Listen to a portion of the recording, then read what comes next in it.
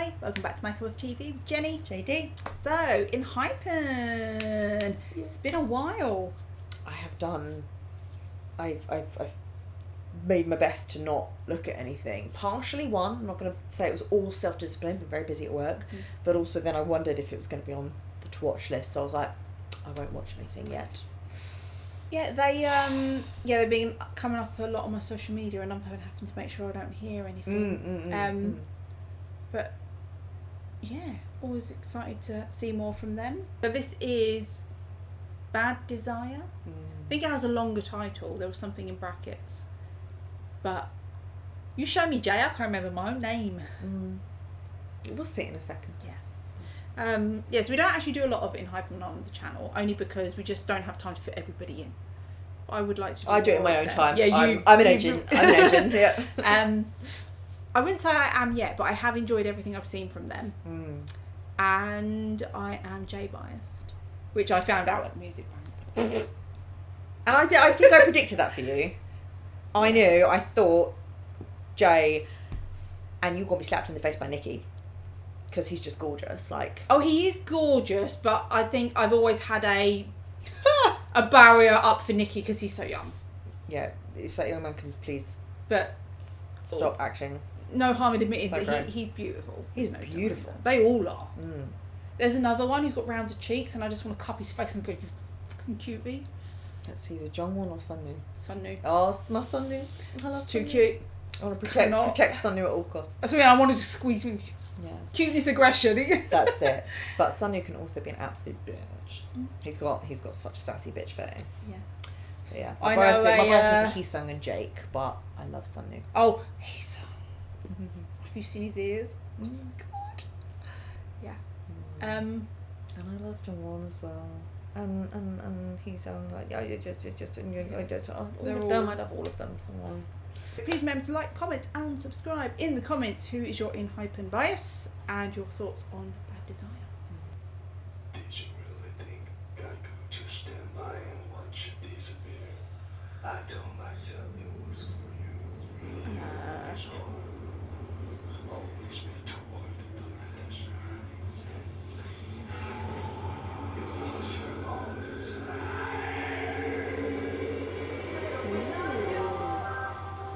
Songhoon in the middle.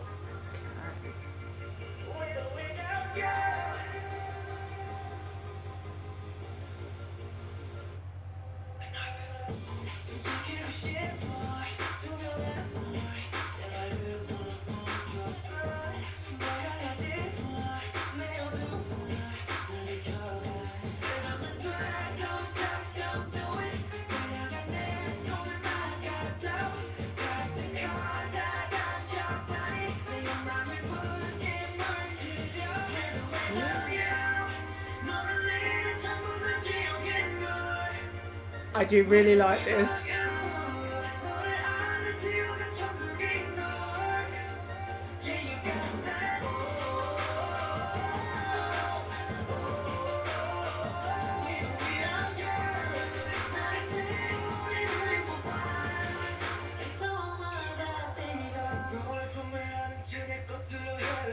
What is that?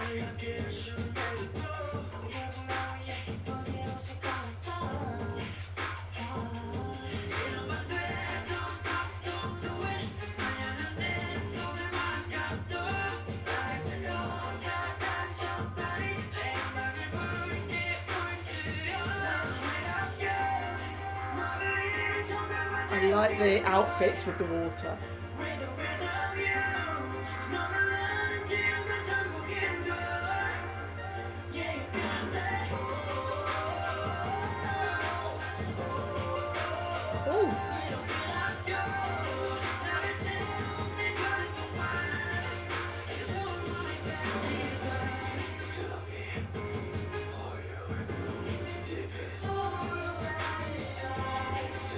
Can't wait to listen to this bit with headphones.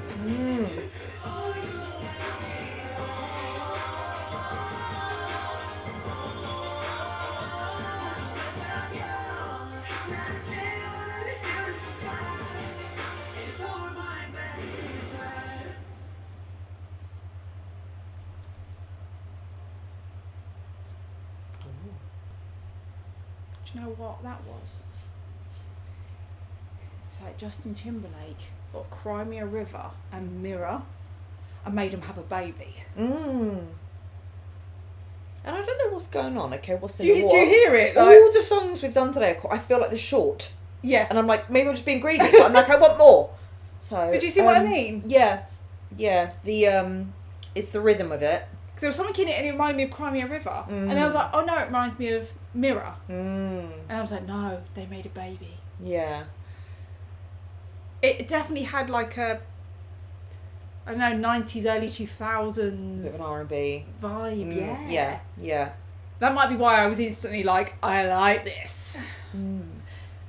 I don't know if, and what I haven't got into super a lot, like their storyline. So I don't know if all of the sci-fi and the fantasy world, what's happening there is part of the storyline. I'm not sure. But I was mesmerised by, I mean, first of all, production value. There's a lot of graphics going in there. I didn't really know what was going on. I didn't read any lyrics, I have to say, because it, like say, visually there was so much going on. It was like they were giving into their bad desires and it was taking them to hell. Yeah, I don't know, because at the beginning you saw them almost like versions of themselves. I think it was like a mirror going, some going up, some going down. So I don't know if it was heaven and hell. Maybe it was like them being kind of like fallen angels because they gave into bad desires. Well, and that's what they felt. What happened with Lucifer? Yeah. Because Lucifer was serving in heaven and then he betrayed God and was like, no, better to reign in hell than serve in heaven. I don't know. I've not read the Bible. Oh. Don't. It's not a big deal. But yeah, really, kind of visually interesting. Yeah. At some point they'd be riding on some big ass dragon monster demon. But anyway, there was a lot of production on voices. A lot of production on voices, but from what I could hear underneath was still really nice. Yeah. So I would be intrigued to hear. Maybe they won't, and that's okay. It may not be the song that they would choose to perform live, but I'd be really intrigued to hear that performed live and what they would do with it. But, you know, it was one of those where it was obvious production. Yeah, it was for a reason. Yeah, absolutely, for that effect. It gave it that effect, yeah. Yeah, it was very cool. Yeah.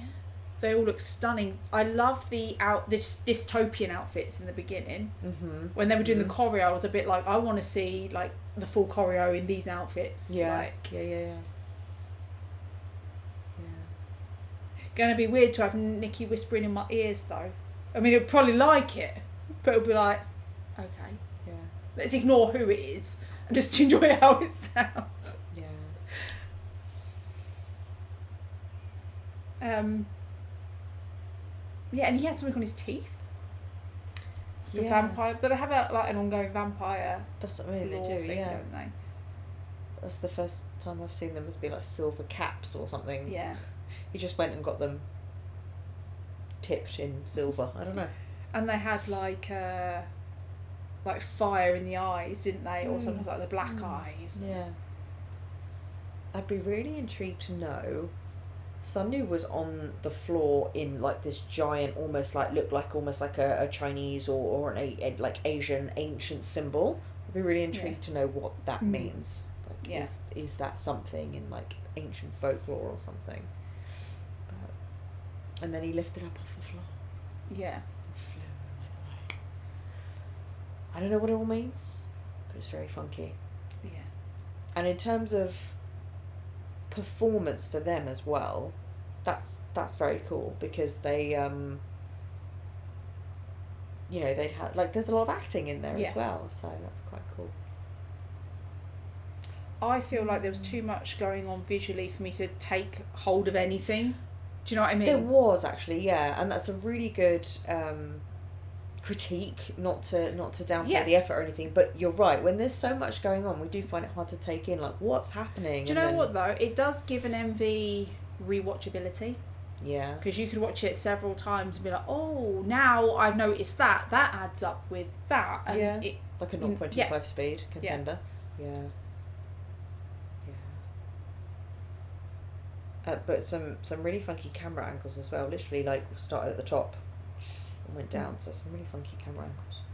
But I definitely just enjoy how that song sounds. But then I do find, again, I'm talking from a very limited ENHYPEN discography that I have.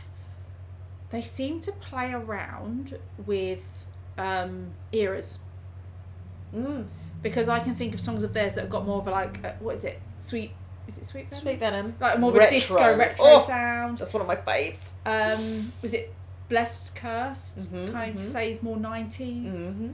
This one I say early 2000s, late 90s. It's like Justin Timberlake era. Yeah. When he was big. Yeah. And Go Big or Go Home. Samples. Can't remember what song. Is it Show Me Love? Or... But do you know what I mean? I do feel like they play around with they're quite experimental eras. Yeah,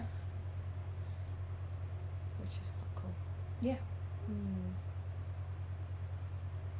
Yeah. And then Bite Me was much more to go with at the time when everyone was having the choruses that just dropped. Yes. So yeah, the beat literally moved out for like disappeared from under a minute. Yeah. That's cool. Okay. It's true. I never know what I'm going to get with ENHYPEN, which you can say with any K-pop group, which is a compliment to the very industry. But yeah, with ENHYPEN as well, they can pull off a lot. They're very experimental, which is cool. Yeah. Okay. So that was our reaction to ENHYPEN Bad Desire. Thanks for watching, and we'll see you on the next one. Bye.